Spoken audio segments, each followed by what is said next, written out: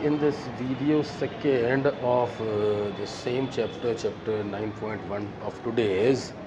देखिए question number 6 है dividend decision. पहले तो मैं आपको ये बताऊंगा डिविडेंड डिसीजन होता क्या है। कहता है it refers to the determination of how much part of the earning should be distributed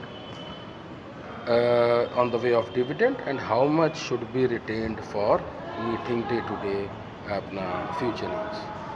100 रुपये के ऊपर आपको 20 रुपये का प्रॉफिट है। ये 20 रुपये का प्रॉफिट आप अपने बिजनेस में री इन्वेस्ट करना चाहते हैं या बेसिकली आप ये उनको वापस कर दें एज अ डिविडेंड आप उनको दे दें। कई तरीके हैं। हम कहते हैं कि 100 रुपये पर 20 रुपये का प्रॉफिट हुआ, ये 20 रुपये अपने ले जाओ डिविडेंड के माध्यम से शेयर होल्डर और तुम्हारी वैल्यू 100 की 100 है। या हम कहते हैं कि 20 रुपये मत लेके जाओ, बेसिकली आपकी कागज़ों में वैल्यू 120 हो जाएगी। या हम ये कहते हैं कि भाई 10 रुपये ले जाओ और 10 रुपये के अकॉर्डिंग आपकी 110 रुपये उसकी वैल्यू कर देते हैं। खैर ये चीज़ आपको डिटर्मिन करनी है। कहता फैक्टर्स अफेक्टिंग डिविडेंड डिसीजन का मतलब ये है कि आप अपना डिविडेंड किस कंडीशन में फेवरेबली बांट सकते हैं। आप अपना डिविडेंड बांट सकते हैं कि आपको अपना इसके लिए आपके सर्कमस्टेंसेस के हिसाब से किस सर्कमस्टेंसेस में डिविडेंड का बांटना फेवरेबल है और किस सर्कमस्टेंसेस में नहीं है। अमाउंट ऑफ अर्निंग, अगर आपकी अर्निंग अच्छी है तो क्या लोड है उनका पैसा रखने की। 100 पे 20 का प्रॉफिट हुआ है उनको वापस कर दो। स्टेबिलिटी ऑफ अर्निंग, भाई आपको पता है आपकी फिक्स्ड अर्निंग है 10,000 महीना आना ही आना है। तो अगर आपको पता है कि 10,000 महीना आना ही आना है, अगले महीने भी आना है, उससे अगले महीने भी आना है, तो आप डिविडेंड को पे कर सकते हो। स्टेबिलिटी ऑफ डिविडेंड्स, बात को समझना। मैं पिछले 10 साल से अपने शेयर होल्डर को 100 रुपये पे 20 रुपये का डिविडेंड दे रहा था। 11वें साल में किसी तरह से वो डिविडेंड 1-1.5 रुपया कम आ रहा है। जब वो डिविडेंड 1 रुपया 1.5 रुपया कम आता है, अगर मैंने वो डिविडेंड 18 रुपया शेयर होल्डर को दे दिया तो उस केस में उनका थोड़ा सा फेथ जो है वो शेक कर जाएगा, विश्वास टूट जाएगा। उनको लगेगा भी कंपनी घाटे में आ रही है। हम लोग क्या करते हैं, इस डिविडेंड को मेंटेन करने के लिए 2 रुपया एक्स्ट्रा अपनी जेब से डाल के या रिज़र्व से निकाल के डिविडेंड को स्टेबल कर देते हैं और उनको पे कर देते हैं। तो हम कई बार डिविडेंड इसलिए भी पे करते हैं कि हमारी गुडविल मेंटेन रहे। ग्रोथ अपॉर्चुनिटी, बिजनेस में ग्रोथ के इतने चांसेस है कि पैसे की ज़रूरत है। अगर पैसे की ज़रूरत है तो 100 रुपये के ऊपर 20 रुपये का जो प्रॉफिट है री इन्वेस्ट कर लो, मत बांटो।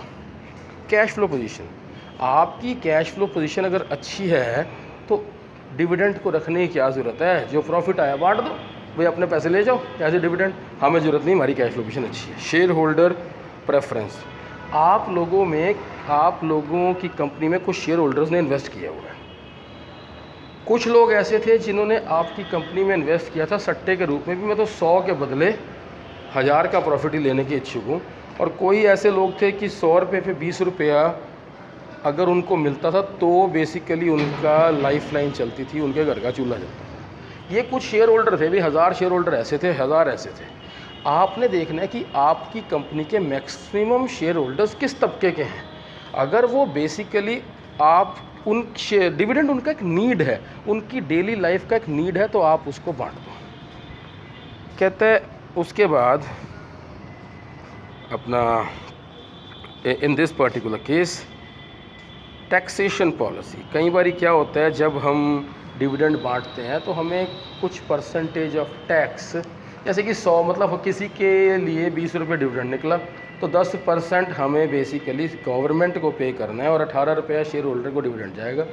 जब 18 रुपया शेयर होल्डर को डिविडेंड जाएगा तो उसके नाम 20 रुपये चढ़ेगा, क्योंकि 2 रुपये गवर्नमेंट ले जाती है। इस केस में कई बार हम डिविडेंड अवॉइड भी कर देते हैं। स्टॉक मार्केट रिएक्शन, कहता है dividend and the market value of the shares are directly related.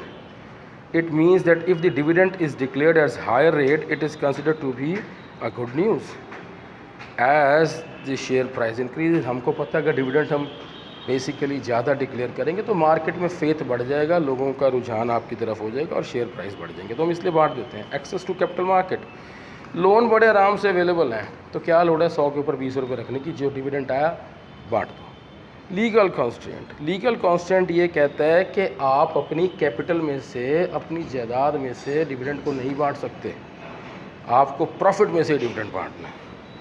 Contractual constraints कहते हैं when a company receives finance in the form of debt, the debt provider can put a ban on the company to give any dividend. कहता when a company receives finance in the form of debt, अब company के पास जितना भी पैसा है debentures का है, कर्जे का है, जिसे ब्याज देना है, तो डेट होल्डर्स जो डेट प्रोवाइडर्स हैं can put a ban on the company.